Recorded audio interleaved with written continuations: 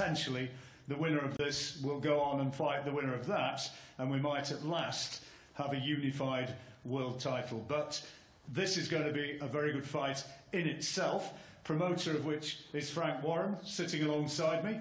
And Frank, after so many frustrations over the last couple of years, one way or another, great to see Billy Joe back in shape, and great to see him involved in a world title fight. It certainly is. Bill's had some, if it weren't for bad luck, he wouldn't have had any at all, but he's managed to keep the faith. He's stayed strong. He's now got a new trainer in Dominic, who I think's done a fantastic job with him. And you only got to look at him. He's in the best shape I've ever seen him in since he's turned professional. And I know he's got the bit between his teeth. I know that I don't mean it's being disrespectful, but the penny's dropped. He knows he's got to look good in this fight. He knows he's got to come through this fight. He knows that if he wins this fight, he will get the winner of the one that takes place later in the evening, which will be on Box Nation, the Golovkin and Alvarez fight. So it's all there to go. It's all up to him. You know, we've given him the platform. He's fighting his mandatory challenger. Willie's, I know, is not coming, as I say, to make up the numbers. And I'm sure he'll have something to say during the press conference as regarding where it goes. I'm delighted to be working with my old friend, Artie Pelullo, Banner Promotions. It's always good to work with Artie, and he looks after Willie's interests. So we're going to have a bit of fun as well whilst he's over here, I hope. Absolutely. Before we get into talking... No prostitutes. I'm too old. Before we get into talking about that sort of thing in more detail in a moment or two, just say a few words, Frank, about where you think this weekend's boxing is compared with what we saw a couple of weeks ago with what many people sort of derided as a circus. You know, I mean, this weekend's all about boxing, and I think boxing fans know that this is genuinely the real thing. I think that's absolutely right. You know, if you look at the fight, if you look at the event, as I call it, you know, Mayweather and McGregor was an event. You know, McGregor, you can't take nothing away from him. He's got a big heart. He come to fight, but let's be real here. I don't think he'd win an area title on what I see in that ring, and it's not being disrespectful for him. He's not a boxer, and it captured the public's imagination. And funny enough, I don't think within boxing maybe we've derided it, but outside of boxing, the general public, I think it seems to have been well received. It got attention to the sport. But let's get real here. Saturday night, Golovkin and Alvarez is a mouth-watering fight. For me as a fan, I think back over this decade, I can't think of a better fight, but on paper, and I'm sure will translate on the night into being the fight. Throwback, isn't it?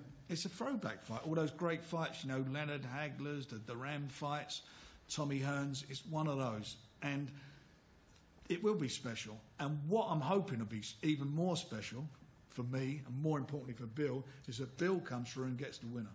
Because he deserves to be there with him. He's going to show everybody what he's got on Saturday. As I say, I've never seen him so fit. He's never been beat in England. I think it's since the age of, 15 years? Yeah, never been beat. Never beat in England or Britain, I should say, for 15 years. He's in super condition. He knows what he's got to do. He knows how important this is to him, his future, to his family. This is what it's all about. He's that much away. And this guy is standing to my left, he's standing in front of him. Well, we'll talk a bit more about that fight and to the two guys in a minute. But on the undercard as well, we've got Daniel Dubois, who's going to be fighting AJ Carter, which is the vacant Southern Area heavyweight title. And the fellow away to our right, back in the copper box once again, Anthony Yard. And you're excited about him, Frank? I am. Well, that's his home, isn't it? And, you know, he's made it his own place, and he's got a substitute opponent in Norbert Nemes Passive, I pronounce that probably. It's near enough. Yeah, something like that. Anyway. You know, it's another step up for him. He's fighting for the Intercontinental title. He's got a top 10 ranking in the WBO, so it's important that he does what he does good, which is to look the business, do the business, and move him up the rankings. You know, he's a fantastic young talent. His trainer Tunde's done a fabulous job with him, and his manager has done a fabulous job with him. And we just want to see him go from strength to strength. So he's got to go out there, and I'm sure, as always, he will go out there to show everybody what he's about. Anthony, you're keeping busy, which I know, having spoken to you before, you regard that as very important, don't you? Oh yeah, definitely. I think it's good to stay active, and yeah, I'm young in my career, so it's about staying active and getting experience. How happy are you with the way things are going so far? I mean, you keep bowling people over, but how close do you now feel you are to where you really want to be? I'm very happy, and I think, as you said, the way I'm dealing with my opponents, that's what's making people talk, and that's what's causing, you know, suspense in the sport. So for myself, so you know, I've got to keep doing what I'm doing. What do you know about the fellow you're fighting? He's been in with Callum Smith and one or two other names. I don't look too much into my opponents. I know we had a different guy, undefeated guy, which obviously would have been a different experience for me fighting someone undefeated. But he pulled out for whatever reasons. A guy named Ryan Ford from Canada. But now we've got Mr. Patty, Nemesapati. Nemesapati. I called him Norbert Nemesapati from Hungary. I've been calling him Chicken Patty. Everyone knows I like food, so yeah, I've got to eat. I've got to eat my meal on Saturday. You're starting to get a following, a real following down this part of the world, aren't you? And when you get into the copper box, they're making themselves known. I literally just got to keep it that way. As you said, he fought, I think it was Callum Smith. Yep. Callum Smith's 20th fight. Took him 6 rounds. I'm fighting him on my 12th.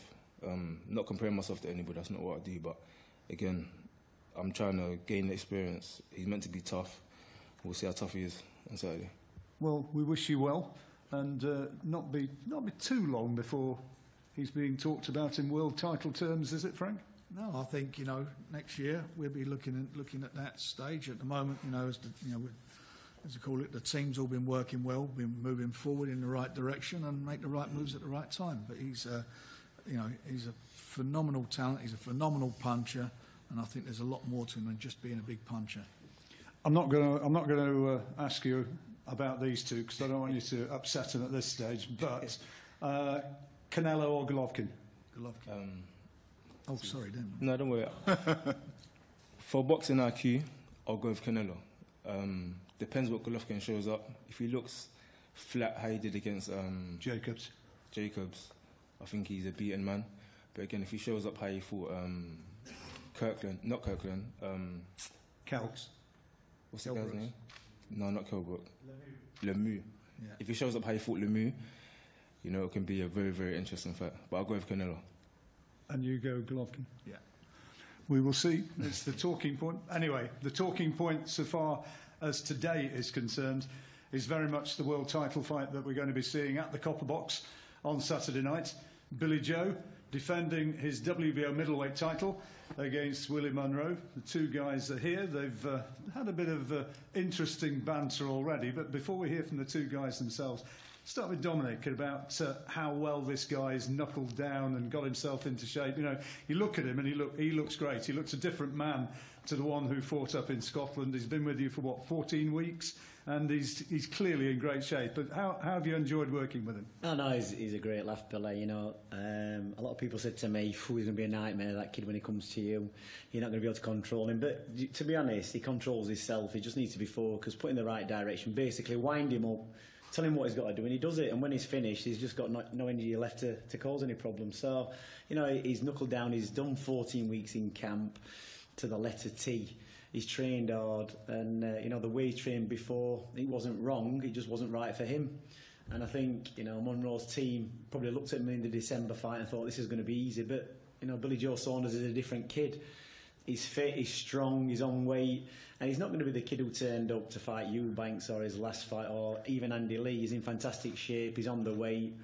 You know, he's done everything 100% right. And I think, you know, on Saturday night, it's going to be a very, very tough fight for Willie Monroe Jr. I'm predicting maybe a late stoppage for Billy, or, you know, a wide points, and that's how good it's going to be.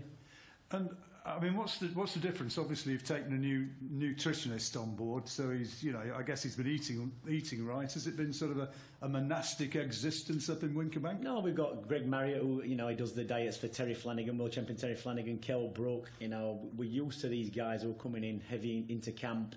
You know, a great example is Kell Brook. You know, he blows up, but he gets in fantastic shape. But you can't get in that kind of fantastic shape. You can eat all the food you want. If you haven't got the commitment to train and train hard, there's just no quitting Billy Joe Saunders. You know, when he's doing the rounds in the ring and when he's doing the runs, you know, he just keeps going and going and going until you tell him to stop. So you've got to have that, and not many fighters can do that. You know, not many fighters can stick to the diet either. But it's almost like we've been feeding him under the prison door. We've locked him away in a house. He gets 4 meals a day. He's still eating 4 meals a day. You know, usually at this point, for 2 weeks before a weigh-in, he's starving himself, he's drying himself out, he's killing himself before he gets in the ring, and then he's doing 12 rounds. You know, this time he's being fed properly, he's being watered properly, you know, and he's going to come in peak condition, and on the night he should do 12 rounds on his head easily. And he's been living with Kid Galahad here as well. He's been living with Barry, but he's in an environment in that gym where you've got everybody, you know, after fights, Kid Galahad, after his last fight, was straight back in the gym, and Billy came in and said, "What's he doing?" I said, "He's training." Well, he hasn't got a fight yet, but that's how we do it in Sheffield. Everybody trains. We don't have weeks off. You know, boxing's a full-time job. It's not have a fight, train for a fight, have a camp and then finish. You know, you come back in a couple of days after and you start back again. You've got maybe 10 or 12 years as a boxing pro, and you've got to capitalise on that. And over the years, the likes of Johnny Nelson, you know, even Ryan Rhodes Jr., which are all these guys, they've all had long careers, you know, without any damage because they've done it right. And hopefully this is going to be the start of big things for Billy Joe Saunders. It's the first step on the ladder. He's 28 now. There's some massive fights in front of him. And he hasn't waited till that big fights come, the Golovkin or the Canelo. He's taken a step before that to see what it's all about. We've had 12, 14 weeks, you know, to get him into shape. His next fight, all being well, he comes through this in style. He'll be in a camp probably for 20 weeks doing a lot of stuff. We haven't publicised this, but we've had him up at Sheffield Hallam University doing tests on him. We've had him sleeping in an oxygen tent. We've had all these kind of things done behind the scenes, what nobody's seen. And I think, you know, the fighter that Willie Monroe Jr is expecting to get in the ring on a Saturday night is not going to be the fighter he's going to get. He's going to get a new and improved version of Billy Joe Saunders. We all know Billy can fight. You know, he's a traveller. That's what they do. They fight for fun, they fight for free. So on Saturday night, he's actually getting paid. He's getting paid well, and he's going to put on a show. Just before we hear from Artie and Willie and Billy himself, you know, you mentioned a couple of the big names who've come through your Winkerbank gym with yourself and with your brother and with your dad, Brendan. You know, I mean, there's been some remarkable talent come through that Sheffield gym. You know, think back to Naz and to Herrell and you know, other terrific fighters who've come through. You've seen all those at close hand. Where does Billy's talent actually as a boxer have him standing alongside some of those great names? Well, I remember the day when Frank phoned me up and I got a call from Frank and it was a missed call. I thought, oh, what's Frank wanted? Does he want some money off me or something? Or there's some kind of problem. And I phoned him back. And he just said to me, you know, I've got a fighter for you to train. And when he said Billy Joe Saunders, you know, I was thinking fantastic, because of all the fighters that are out there, that's the kind of guy who can fight. He can fight, he can defend, he can box. And he reminds me of a very good young Ryan Rhodes, but a lot more experienced. When Ryan Rhodes was coming through years back, you know, he was flashy, he was southpaw, he got the moves, he could fight forwards and backwards. And Billy reminded, you know, a lot of him.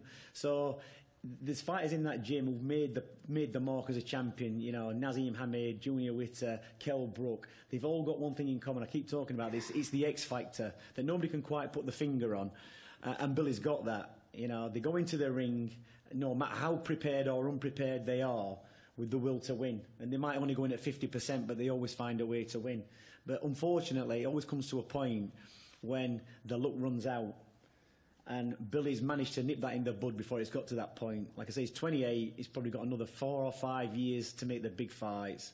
And there's some big fights out there for him. And he's making the move now to correct all his mistakes of the past. And so far, he's done everything 100% right.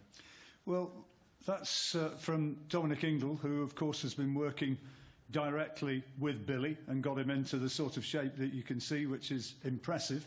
Artie has been alongside Willie now for some time as well, and watching him getting ready for this one. He had his opportunity a couple of years ago against Gennady Golovkin. Didn't work out. Those of you who don't know, on that occasion, Willie was down a couple of times in the second round, stopped in the 6th. But he did get to Golovkin as well in that period. It wasn't all one-way traffic by any means. He's the mandatory challenger. And Artie, tell us a bit about this fella and what sort of mindset he's got as he approaches this. First, I want to say I'm very happy to be here. Been friends with Frank a long time. we've been doing business together for 30 years since Francis and George were kids, 8, 9 years old. So I've always had a good relationship with Frank and his family, and I've always been treated very well in England. We love it here. I have a tournament that is called Boxino that I've owned. And many years ago, I started the tournament with Frank and I had some business together with Acelino Freitas, Popo Freitas. Through that tournament, Willie was a free agent, and I found Willie, and he entered the tournament. It was a single elimination tournament, and the winners of the tournament went on to fight for world titles. Willie went through everybody in the tournament and knocks out the guy that was supposed to beat him in the finals. So at the end of the day, he wins a couple other fights. We get a call from Tom Loeffler for the fight with Golovkin. And Willie didn't win that fight, but he hurt Golovkin. He hurt him bad enough where Golovkin didn't show up for the party where he was paid. He gets a percentage to show up for the party at the stadium, and he got fined for not showing up because he didn't want anybody to see his eyes. At the end of the day, Willie Monroe is one of the finer boxers in the business, just like that young fellow over there. He's a nice, good kid, good boxer. I thought they were going to fight yesterday in the gym. That's why I stepped back. I'm 62 years old. You guys hit me accidentally. You murder me. So they're at the gym. I told them, I said, maybe you ought to wait until you get paid before, you guys start going at each other in the gym. My granddad's coming for you tomorrow. Listen, how old is he, Bill? How old's your granddad? Listen, 70. Your granddad can beat me. I haven't hit anything but a scotch bottle in years. I can't hurt anybody. Artie, tell us a bit about Willie as a guy. Willie is a very good person. He just had another baby. Had a baby girl a couple of days ago. He's a family man. He's a religious guy. He's very loyal. And it's a fight that Billy Joe Saunders and Willie are in for a hell of a fight. It's going to be a heck of a fight.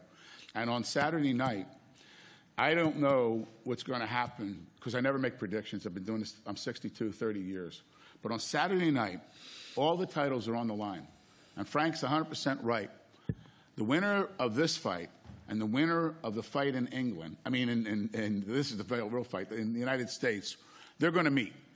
Whether it's Willie meeting Golovkin a second time or Canelo for the first time or Saunders, it's what it's all about. 2 weeks ago was a show. Like Frank said, great show. Barnum and Bailey shine a show. But this is boxing right here. Saturday night's fight here, and the one in the T-Mobile Center in Las Vegas. So I've never predicted, I never said anything about predicting with fights. All I can tell you is that the guy sitting to my right, like I know him, he thinks he can win. And that's what boxing's about. And 80% of everything in sports is mental. He thinks he's going to win. He knows he's going to win, like Billy Joe Saunders does. So it's going to be a great fight. It's going to be a great show, and it's going to be good for the fans. And if it's good for the fans, it's good for boxing. So I'm very happy to be here. And I can just tell you that I know Willie Monroe knows that this is something, he's got a second shot at the world title. And I know he knows what to do in the ring. It's going to be a great fight. It's going to be a great opportunity for both guys. I want to say thank you again. Thanks a lot, Art. Let's hear from Willie. And you've been here now for, what, a week or so? Yeah. Jet lag completely out of your bones? Yeah. And you're absolutely ready, yeah? What's your thoughts about the fight? Why, you've heard Artie say, you really believe this is your fight. Why do you have that confidence? I'm just here so I don't get fined. So you what? I'm just here so I don't get fined. So, oh, right. You won't get fined? Yeah. At the press conference? Yeah. What, going through your obligations? John, maybe you shouldn't have interrupted him when he was playing video games and he was deep into it, and you've interrupted him at a vital point. I think he's playing Candy Crush Saga or something like that, or liking Billy's Instagram photos. He's doing something. He's not interested today, I don't think. Well, just tell us a bit about yourself anyway. Just please be interested just for a few minutes and tell us what it would mean to you to win this fight here and get the WBO title. I just want to say thanks for the opportunity. There's been so many guys that we've been trying to get in the ring, and they backed out. So I'm just glad for the opportunity. That's really all I have to say. There's been a few words. He's clearly been maybe trying to wind you up a little bit. And there was the face-to-face confrontation at the public show yesterday. How much has he riled you? Has he riled you? It's actually a confidence booster. You know what I mean? The classic defense against fear is noise. You know what I mean? I don't need to make noise. You know, everything is against me. I mean, I'm over here with 6 people. He had a whole country. So anybody, if I had a whole country and I only had a man that I was getting ready to fight and he only came to my country with 6 people and I felt I really had to rile him up, that means I'm scared of something. I had a whole country. I've answered to everything. I didn't have the whole country yesterday when I walked you on my own, though, did I? In there by myself. No whole country of me, just me, you, and your team. Oh, you took 6 on, didn't you? Took 6 on, yeah. I'll take 6 on. I'll take 10 on today, and I'll take Sippy, 100 on. I'll take 100 God bless his on. dude. I really don't have anything else to say. Guy, was he the ninja master? Billy, just give us a second. Just give us a second. Tell us about when you fought Golovkin, and then that in that 6th round, he puts you down. Yeah. And you said to the referee, I think you said something like, "That's enough," or "I'm through," or whatever. I'm done, he said. I'm done. Yeah, I mean, I like to take myself as a smart individual. You know what I mean? A lot of these guys, you know, they want to put on this purple badge and, oh, I got a heart. I'm going to keep fighting. And then 20 years after their career, they have no money and they can't talk. You know what I mean? I have beautiful kids. I have a stunning wife, beautiful. I want to be able to look at my wife and say, babe, you're still as beautiful as you were 30 years ago. I don't know what you're going to say to you when you go home then. Your face is going to be punched up. I don't want my kids to come look at me and say, damn, Daddy doesn't see me. Daddy doesn't understand. I can't understand nothing Daddy's saying, because I want to be proud. And I think it takes a real, you know, all of us fighters have heart. You know, if I was a real quitter, as people like to call me, I would have quit after the Darnell Boone fight. After the Darnell Boone fight, the whole team I was with did away with me. That was the first fight you lost, which you went down I lost a split decision. Split decision. My whole team did away with me. Me and that man right there, TJ, we went and took a garage and turned it into a gym with a heavy bag and a double M bag. No ring, no sparring, no nothing. And went on a 5-fight winning streak. When this man called us for Boxino, I was the first man to sign up. I didn't know who the other 7 guys were. It was guys saying, oh, I don't want to sign up. I'm going to wait till I see who's in the tournament, then I'll sign up, because I want to see who I can size up and beat. I was the first person to sign up. No way out. Then I was the least favored to win, walk through everybody. You feel what I'm saying? Once I got to somebody you mentioned, once you got to a real pulse, you quit. And then I beat Brian Vera. And then when I got to Golovkin, you got to look at it like this. It's the A side and the B side of life. You feel what I'm saying? He's been on that A side most of his life. A lot of guys don't know what it's like to walk into another man's country, another man's backyard with everything against them. They say, oh, you have no knockouts. Well, I've been fighting guys at super middleweight when I was a junior middleweight, but I found a way to beat them. You feel what I'm saying? I mean, these guys, cause if he wants to say you quit, if Dominic Ingle wants to sit over there and talk, whatever it takes to get these guys in the ring Saturday, that's all I care about. If that gives them enough confidence to not sabotage the fight so it can go down, by all means, do everything you need to do. Say everything you need to say. Because come Saturday night, that's your ass. So it doesn't, you know, I mean, he probably is going to say it again now, but he's repeatedly said that you quit against Golovkin. And as a fighter, that's arguably one of the most damaging things that somebody says to a fighter. Well, I mean, not me, because I'm a smart individual. Like, this is the thing about being on the B side. And Artie could tell you, because we went into so many guys' backyards. I've seen the gamesmanship. The thing about being on the B side is you see the BS coming a mile away. So this doesn't shake me, it doesn't rattle me, it doesn't bother me.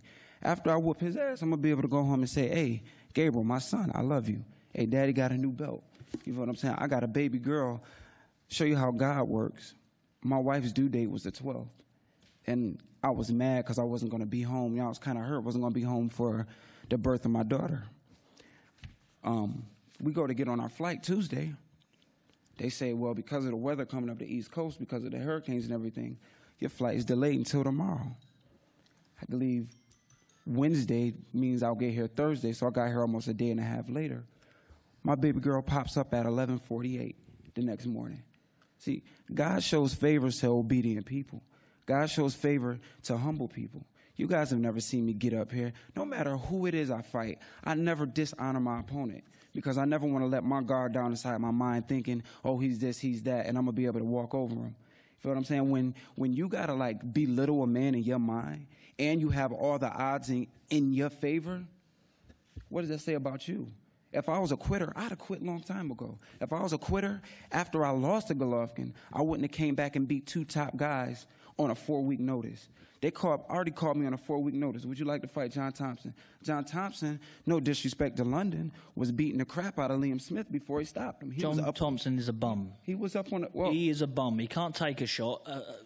Why didn't you stop him? I never know. I don't know. A light middleweight stopped him, and he went the distance with you and Liam Smith. Liam Smith's a very, very good fighter. Liam Smith dealt with him the way he should deal with him. He dealt with a bum how a bum should be dealt with, and I would deal with you how I should be dealing with you. God bless you. I'm done talking, man. Just one last one before you've actually said a lot, considering you started off saying you didn't want to say anything. You've given us quite a lot. Well, you did a good job, John. Yeah. If you remember, this is. If I'm lying, right, all what you said there, if I was lying to you, or you didn't say you quit, then I'll make myself look idiot. But when it's on here, this is my question. If you're such a good champion and such a great guy, and I'm such a bum in this, why are you getting in the best shape of your life, and you gotta get on TV and flex, and show everybody. Like, if you was the best, you would be the best. You don't gotta talk. And here it is in real speed. What makes you confident that you beat him? Do you remember that? What makes you confident? Do you remember that?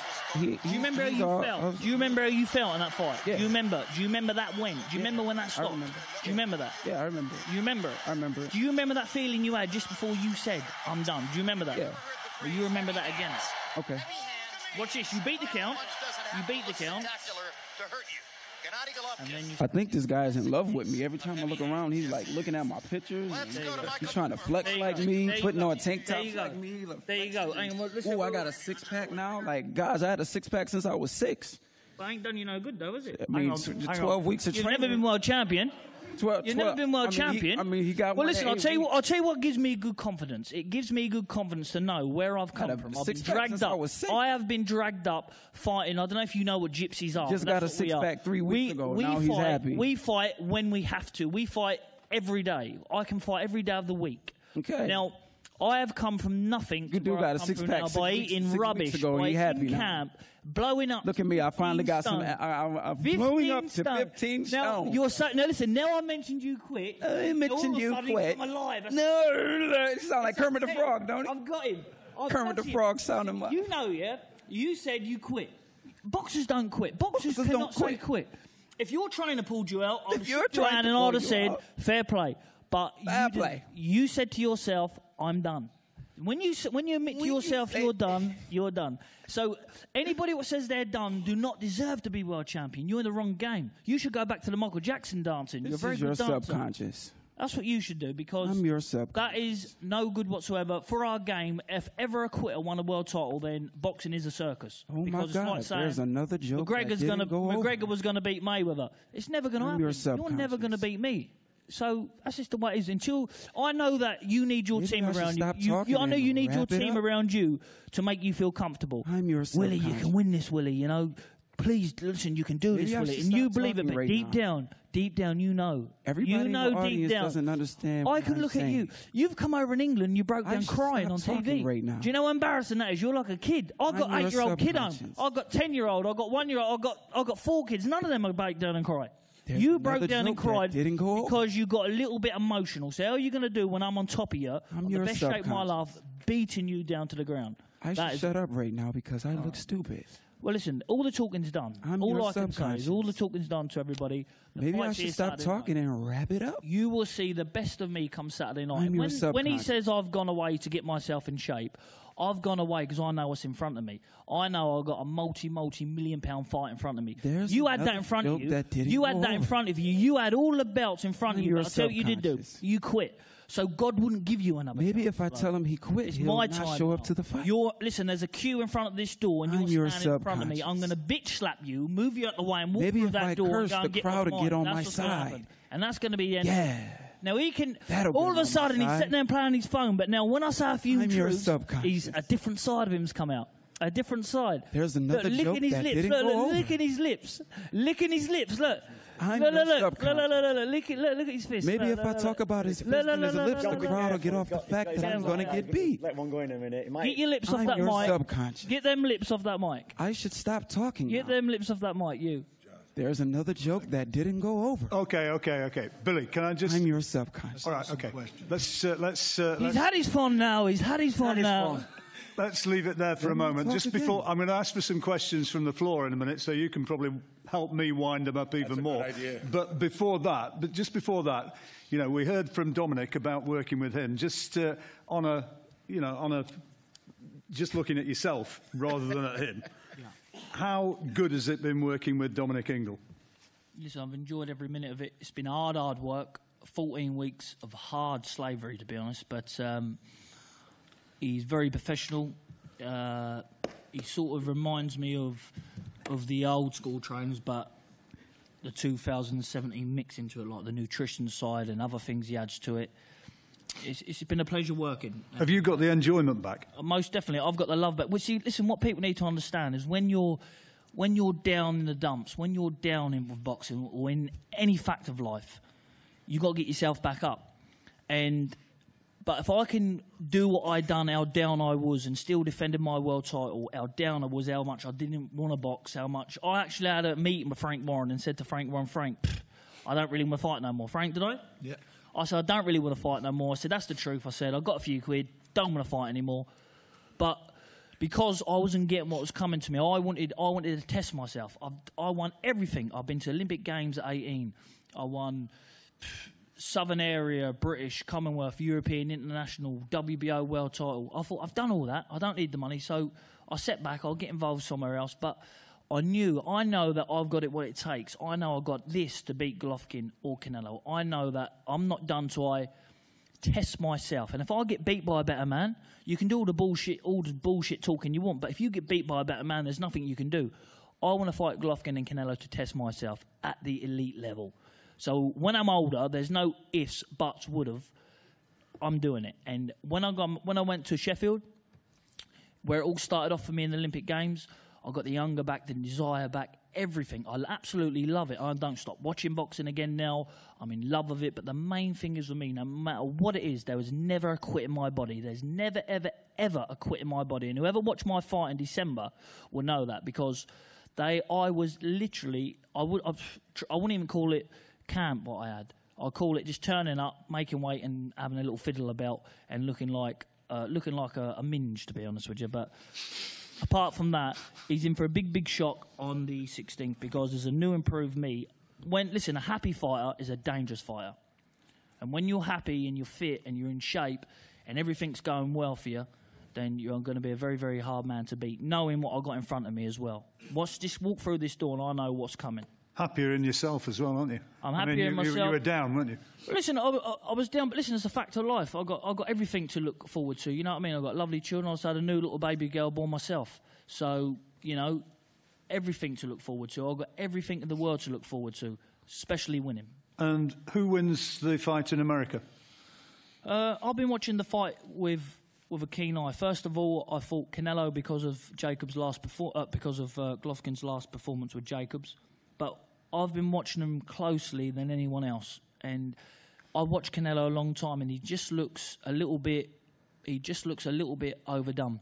I mean, I think that grudge match he had last with the Mexican, his fellow Mexican Chavez, that was going on for years. That fight, and I think that took a lot of getting over. And once he just played with him, then the big fight Golovkin got made again, and I think he's just overdone it a little bit in training, so I'm just going to edge for Golovkin.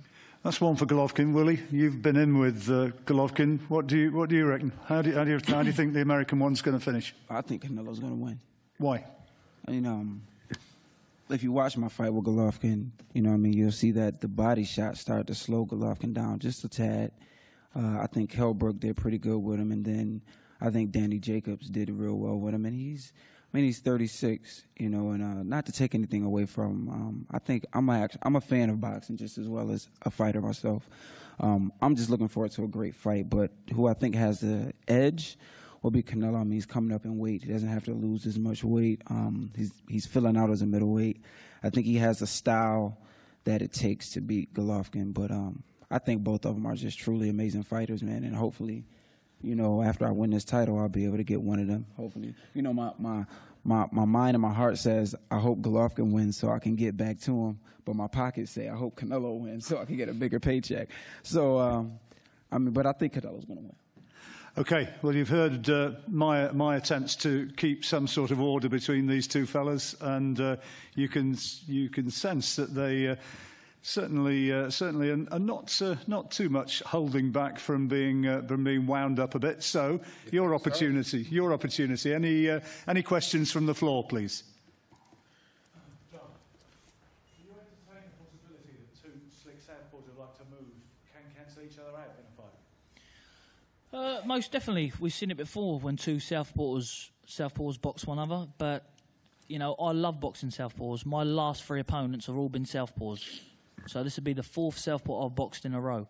I boxed out at 86 amateur fights, and probably 40 of them were southpaws.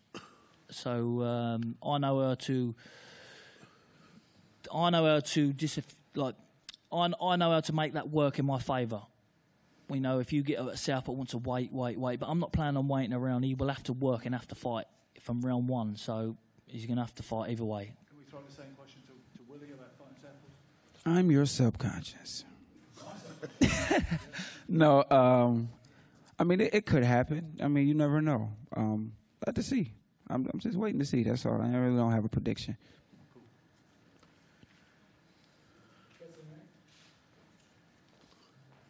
With who you've been sparring last 6 weeks? Because I asked to spar with Zach Chili. I don't have any answer for me. Unfortunately, you changed your trainer, and I'm glad you have. Sorry, what was it? I think he's asking who you've been sparring. I'm glad you changed the trainer. Yep.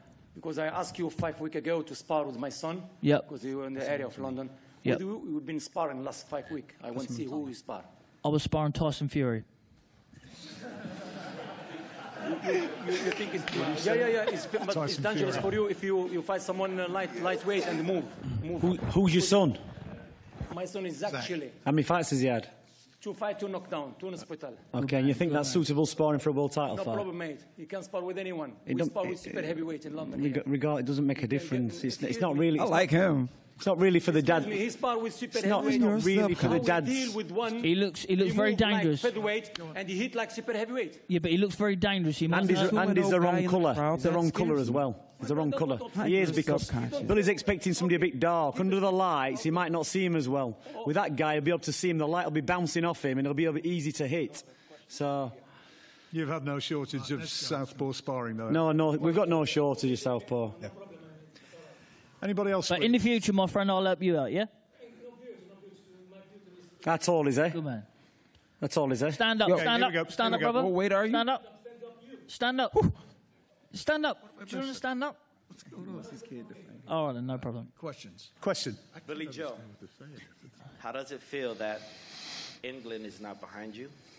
How does it feel, That they call England? you an embarrassment Yep. to your country, Yep. and that you carry yourself without dignity? Yep.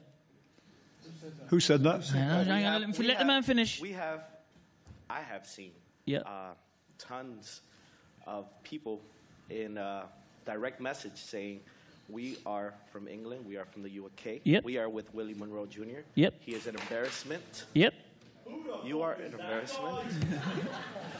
I'm your subconscious. Never. Let him finish. Let the man finish. Let the man finish. Let the man finish. My question overall is just saying Hey, there's a press conference. there's We'll people have questions. in your own country that call you an embarrassment. Yep. How does that make you feel? Damn good. Damn good. It makes me feel damn good because I tell you what, most of the haters are going to become lovers, and you are as well one day, my friend. And stay off the pies. Because you can't get naked in front of a woman looking like that. Oh man. I've got a good diet for you. You come to the Ingle gym. Matter of fact, we got the Dingle gym for you. Right. Any more questions? Another joke that Any more didn't questions? go over. I'm your subconscious. Are we done? I think so. Okay. Well, there will be opportunities, I'm sure, to talk one-on-one with these guys who are here to explain what they think is going to happen on Saturday night. So if you've got your interviews still need doing, they'll be around for a little while. And photographers perhaps a chance to get a snap now, though whether or not they're going to go nose to nose once more, we will see. Thank you very much, everybody. Thanks, everyone. Well done, Anthony. Let's do them now then. Well done.